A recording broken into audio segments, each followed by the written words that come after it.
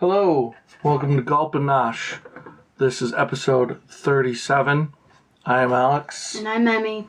And this is going to be our dedicated to Chappie episode, because my friend Chappie, gave us a significant donation in the Patreon. So this episode is for Chappie. If you want to check out his channel, I will put it in the description. He tells spooky creepypasta stories.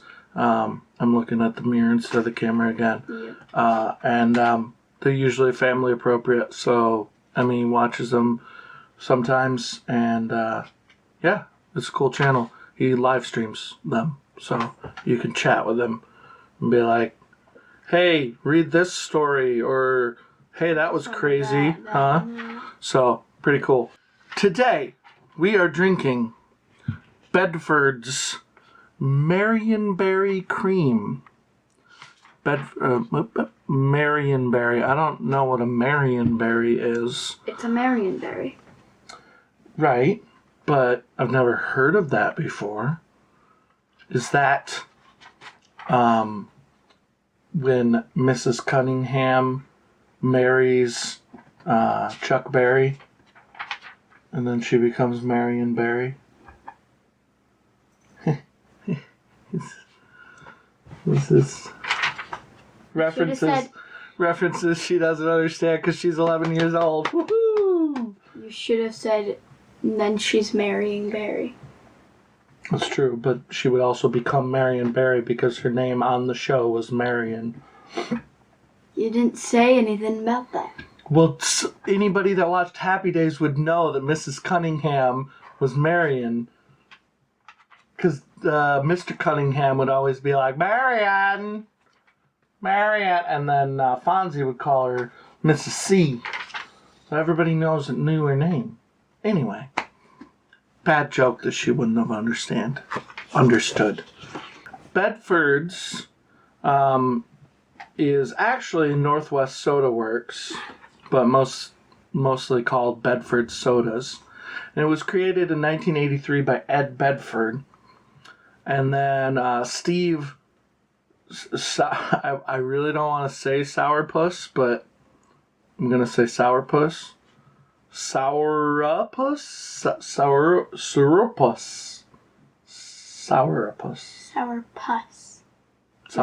That doesn't make it better. That's still a weird name to have. Anyway, he was the then owner of Dr. Pepper Bottling Company, so big time. And he signed on as an investor because he thought, hey, this would be a really good idea to market a high-class, fancy cream soda. So he signed on, and they called it cream beer because after Prohibition, a lot of the beer brewers or beer bottlers switched to sodas, and they called them cream beers and crap like that. So Bedford wanted to call back to that, so he called them, this is my cream beer, and marketed it like that so it seemed fancier. And they did pretty good for a while until it didn't say a time, but they experienced a bit of a slump. Investors dropped out, and 2/3 of the company was sold to Unique Beverages. And then, like 5 years later, after this slump, and Unique owns them, Unique has all of its stock up for sale, and Ed Bedford comes in and buys all the stock and becomes the sole owner of Unique Beverages. So he is now, again, the sole owner of Bedford's. And he works with Orca Beverages, our friends Orca Beverages. I was about to say something about Orca. Yeah.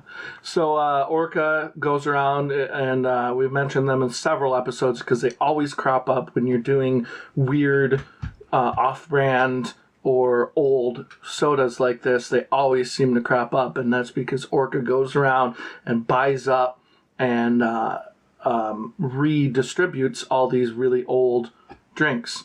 And it's a really cool thing for a company to be doing.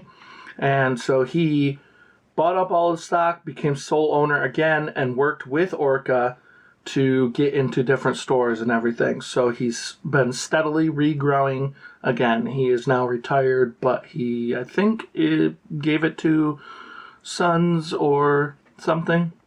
I think it's still in the family. Grandchildren or kids. I think it's still in the family. So, yeah. And they've been steadily regrowing since then. So, good on you, Ed Bedford. And, he's a bedbug.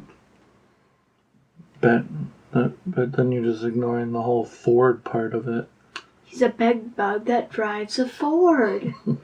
Duh. You're just inserting the word bug. There's like no context for it. It's just bed. So why isn't he just a bed that drives a Ford? Why are you making him a bug? Because beds can't drive a Ford. They have to ride on the top. So, what do you think Marionberry is going to taste like?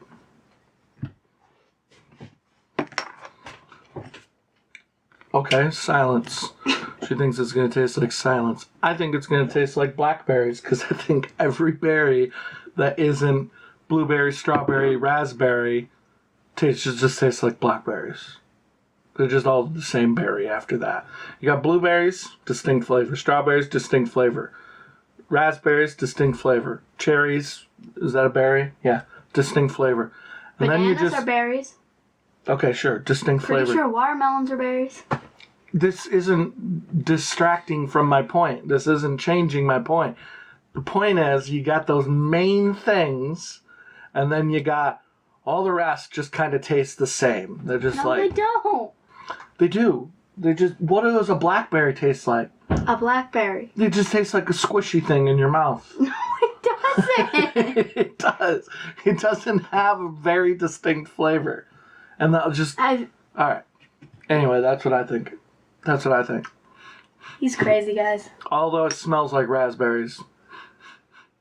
It smells like raspberries. What are you glaring at me for? That doesn't still change my point.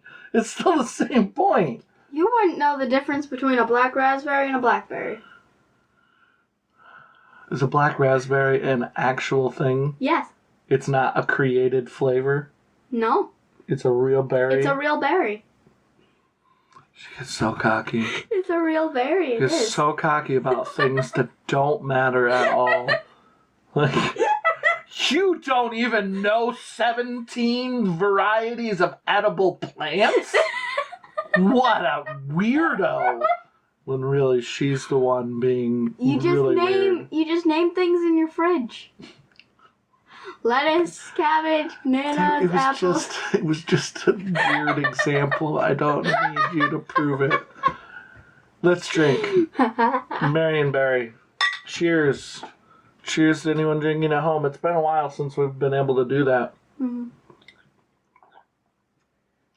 I'm getting a little raspberry. There's a zing to it. There's like a real bright poppy flavor, you know, fizzy, right up front, just woo, wow. And I'm almost getting a little grape in there too. Do you taste a little grape soda in there? Yeah. A little bit of grape. Could I have something on your face? Yeah. Can I hear? I could see it, but I was focusing on the video.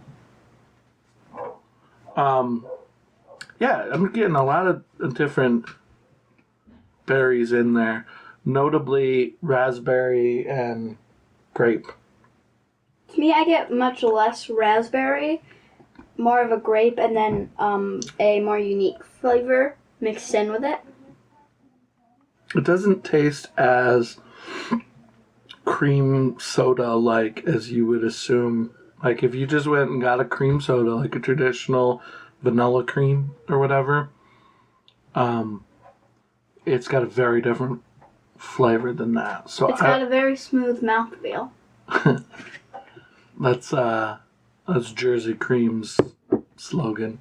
You wouldn't get that if you're new.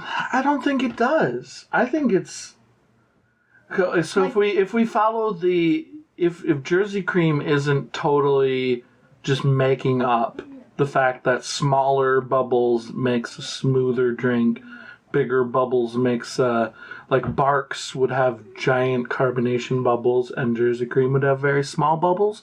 If that's true, and that's not totally made up for marketing, I think this has really big bubbles because it's very. You have to like hold it in your mouth. Very fizzy. You have to like swish it once in your mouth, and then it's got much smaller like bubbles.